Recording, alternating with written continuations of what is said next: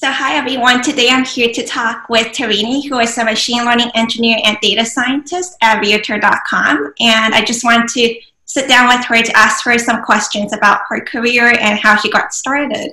So thank you so much for taking the time to do this. I really appreciate it. I think that we were going to learn a lot from this interview and just from your experiences. I guess the first thing that I want to ask you is about your background. So I know that you are a machine learning engineer now, but I'm not really sure if there's specific courses that you did in school that helped you get to where you are today. What are kind of the things that you studied in college? Okay. Well, hi everyone. So as Jasmine mentioned, I am a machine learning engineer at Realtor.com, where I've been working for the past 2 years. So at Realtor.com, I build AI-driven products in order to improve the buyer's experience. I live in Vancouver, and I actually graduated from UBC's Masters of Data Science program in 2018. But before that, I was actually in a completely different field. I come from a background of earth sciences, and I worked as a research assistant there for 4 years, where I used to study about earthquakes. Wow. So did that experience where you studied about earthquakes helped you get interested in data science and you started on the path to pursue a master's in the field? That's actually right. So when I was in school, I was really interested in the field of geology because I was so interested in learning about volcanoes and natural hazards and all of those things. So that's the line I decided to pursue. I did my undergrad in geology from University of Delhi in India, and then I decided to get into a PhD program. So I was at Columbia University for 4 years, where I used to study earthquakes. So I enjoyed the research part, but this is where I actually got introduced to a lot of coding because I did a lot of analysis of my data in MATLAB during that point of time. So that's how I really got interested. And although I was in a PhD program, but slowly and slowly I started realizing that I did not see myself in academia later on in my life. Like I did not see myself writing grants, waiting for funds, and looking for tenure faculty jobs.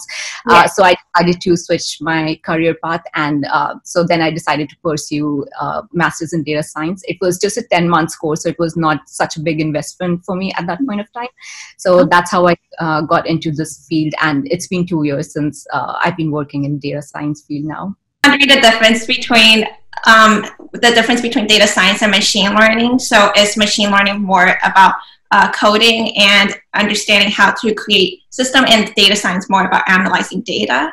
Or it's kind of interrelated? Actually, both of them requires coding. Machine learning engineer, I would say in my mind, is just an extension of data science. So data science is where, where you actually build a proof of concept about how you're going to solve a problem, how you're going to model the data, how are you going to produce the outputs. Like, it's just more of a research field in my mind.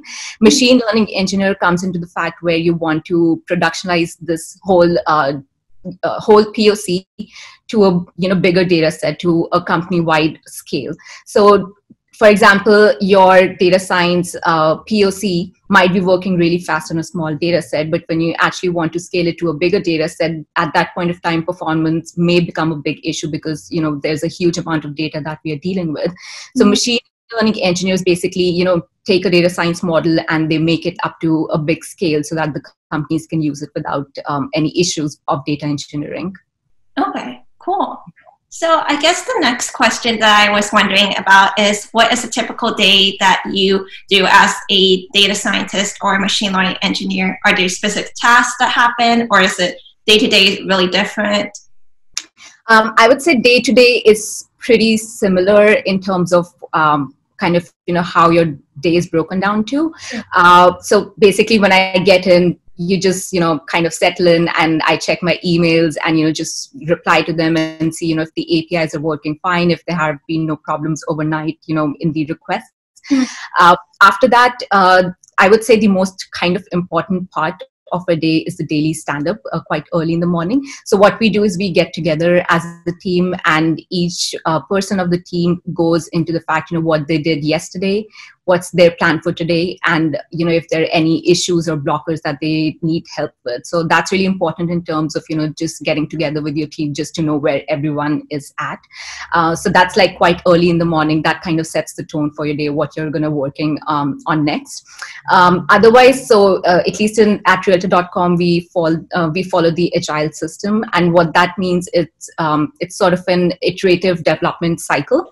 So every 2 weeks we have what is called a sprint planning, and what we do is we get together and kind of decide what task are we going to work on in the next 2 weeks. So we assign each task a number of story points, which is more or less what kind of resources and what kind of time would we need for that task.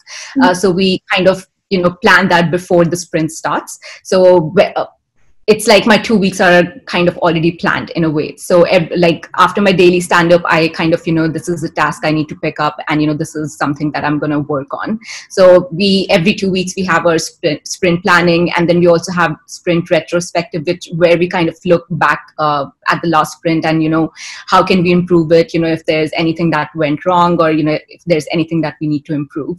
So that's about how our day goes. But also I would like to mention that data scientists, machine learning engineers, it's kind of a pretty, it's a role where you have to wear multiple hats. So we have to engage with the product team and the engineering team on a daily basis just to see, what kind of work we are doing and what's the next idea that we kind of need to work on. And at our company, we also have like many interns and co-ops. So like we also spend our day kind of, answering their questions and, just coaching them. Okay, cool. Yeah, I've also worked on an agile team in the past when I was doing my software engineering internship. So would your team be mostly data scientists and machine learning engineers, or are you placed on a cross-functional team, which is business analysts? So we do have like a separate data science team at Realtor.com, which is like all data scientists, but I am more in a cross-functional team. So in my team, we have like back-end developers, front-end developers, data scientists, machine learning engineers. So it's more of a full stack team that we have over here. Yeah. But we do have a separate dedicated data science team as well. Interesting. Yeah. I quite enjoy being like in a cross-functional team, because then you get to see more perspective, like, just starting from the conceptualization of an idea to take it to the end. So I just find that more interesting. Yeah, I do too. And what are some of the important skills that a data scientist should be able to know? Are there any programming languages or soft skills that would be really useful in this job? Yes. So I would say, like, in my time in this field, what I have noticed is like, I think knowing one or two programming languages is really important. So something like, Python or R, that becomes really handy for you. So I think that's really important to know. And I would say some experience of SQL is also really good, because it's not always as easy as, just take the data and, model the data and apply algorithms. It's never like that. You have to take raw data, you have to clean it up, you have to massage it to, make sort of a cleaner data input. So in that case, like SQL comes in really handy. Other than that, I also feel you should also have at least like some decent understanding of statistics and maths, especially because it's like you can apply your algorithms, you can model the data, but you also need to know, what kind of test you need to run and how to actually interpret their results. So in that is the case where stats and maths really comes in handy. But also, if you just take in algorithms, you need to understand what are the assumptions, what are their capabilities, and what are their limitations. So these are the things you need to have, to decide, if this is the right algorithm to use here or not. Okay. Another thing that I think is really important is data visualization ability, because like humans in general, we are just more visual. Like it's much more easy for us to, recognize patterns instead of just looking at the data by itself. So, just to have that ability to visualize the data is just going to help you, ascertain some patterns. But not only that, once you have done that job, you also need to communicate these results to other people. So that is where data visualization also comes in really handy to you. Okay. So I feel these are like more of the technical skills, but apart from technical skills, there are definitely many more non-technical skills that will take you a long way in this field. First, I think research capability is really important, and I feel that people kind of underestimate this skill quite a bit, because when you are given a problem and you want to actually solve it, you actually have to do a lot of research to understand what's the type of algorithm you want to put in, or what's the direction you want to take into. So you have to, like, I spend so much time on Stack Overflow or in Google just trying to figure out what's the best way. So you really need to have that research capability within yourself. Other than that, so being in school, it's like, okay, I got exposed to all the data science techniques and everything. But once you actually work in the industry, you also see that, there's this, you also need to have some capability of, having basically some business acumen, I would say, just to understand what exactly is your company trying to do. Because sometimes there are problems which don't really require you to put some machine learning algorithm to it. Like there can be simpler ways to address that issue. So just to know when is the right time to use which algorithm or not at all is also important. And so you need to understand what your company is looking for and what's their objective and what kind of resources they have available to them. Because, like, for example, like as a data scientist, if my accuracy of some algorithm is like 94% and I spend so much time just increasing it by 1%, okay, that's really good for me, but my company may not really appreciate that, because there's a lot of time and money being spent onto that time. So you always have to look at that cost versus benefit ratio as to when is the right time to stop. Like, to them maybe 1% does not matter at all. So yeah, you really need to understand that point as well. Yeah. And I would say last of all is, again, I might understand everything in my brain, it makes sense, but you have to understand, like, in a company, you also have many non-technical people who might, like, to us, this might become, a daily kind of jargon. We understand all these data science terms, but we have to remember that many people don't. So the ability to kind of, just communicate our results, our thinking, and, how we're actually doing it to a non-technical audience, that's also an art. And so you kind of really need to learn that on your way. So yeah, I think like a combination of these skills will take you a long way. Yeah. Wow. So many responsibilities. So I know that as a data scientist, you take on a lot. Like you said, you have to explain the visualizations to other people who don't have technical skills. You also have to know coding. You also have to know math and statistics. So what would you say are some of the hardest things as part of this job? Like, what is really challenging? I would say, like, in my time over here, one of the things that we all think is pretty easy is the data cleaning part. And it just takes so much time. Like, I'm not even joking. I would say more than half of my time is actually spent on, just getting the right kind of data. Because as a company, we are collecting so much of data, but we have to put it into a correct format, just clean it and, just make it basically right for our models. So, and this is sort of an effort that kind of goes unnoticed when you show someone the final product, because they don't really see how much time, we have spent just, before applying any model, any algorithm, just to get to the point that we can, actually do something with it.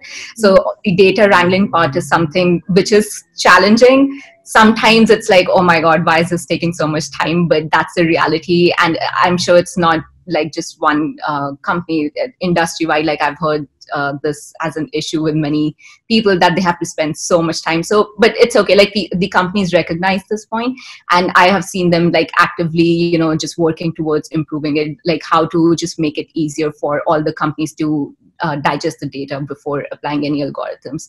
So that's definitely one of the challenges I have seen here.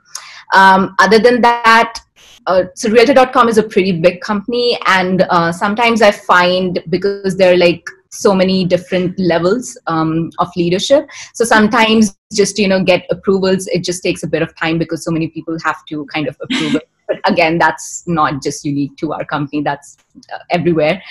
And also I would say another, it's not a big issue, but sometimes it's like, just to convince other people, like, why we want to do this, why do we want to put this model into use, and how do we explain the results to other people.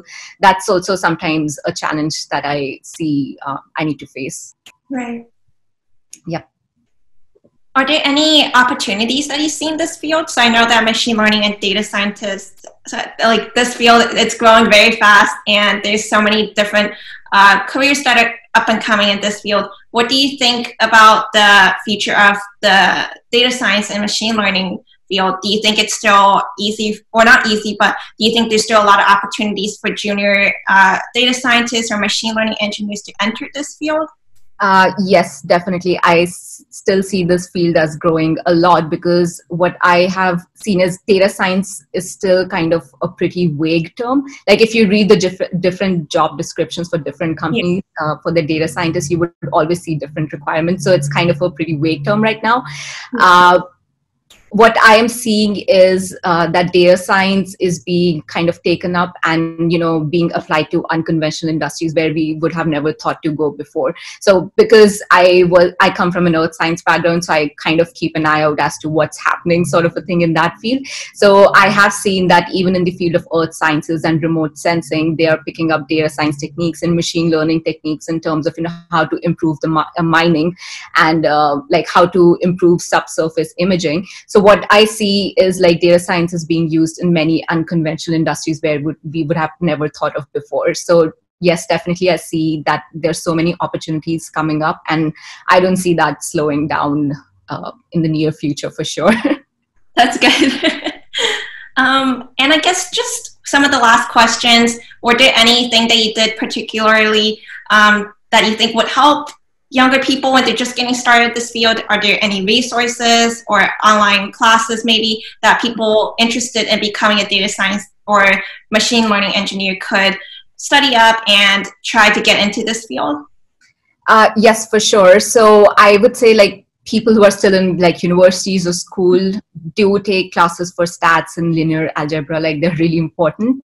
But again, I would say like learning one programming language, I think that's a really important skill that you need to have. And one thing that I find good with these languages is like once you kind of get the hang of one, once you understand how it works, it's pretty easy to learn another language because the logic kind of remains the same. At least with me, that's the case. Like there are so many languages that I don't know, but it's like, if you just put in some time and effort because you understand the workings of another language, it's pretty easy to learn a new one. So, maybe just pick up Python or R, but it's really important to have some kind of programming background as well.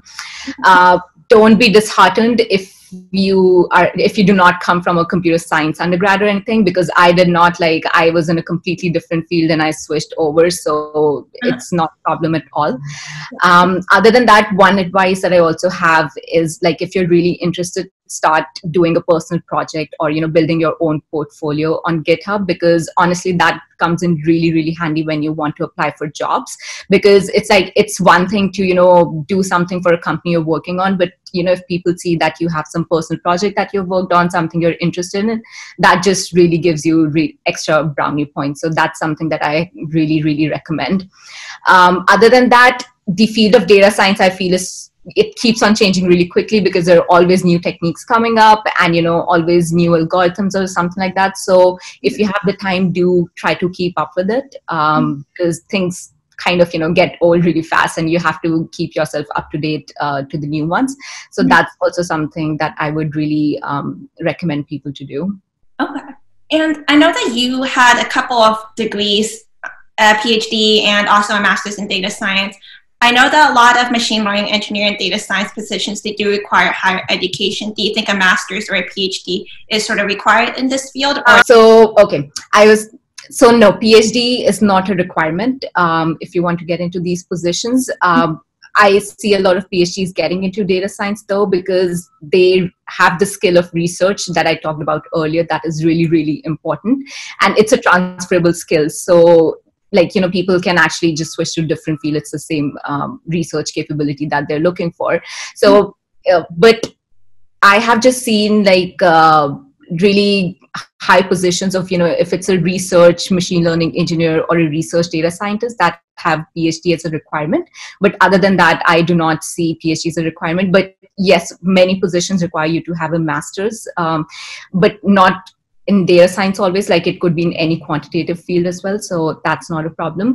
I haven't really seen a lot of positions that do not require like a post-grad degree in quantitative field. Like I think that's sort of the minimum. But you know, things are changing, and as I said, like unconventional people, industries are looking at these jobs, so requirements might change. But as of now, I think a postgrad is kind of like the minimum for a data scientist or a machine learning engineer position. Okay, sounds good. Well, thank you so much for answering these questions. This was really helpful. Thank you so much. It was really fun talking about it.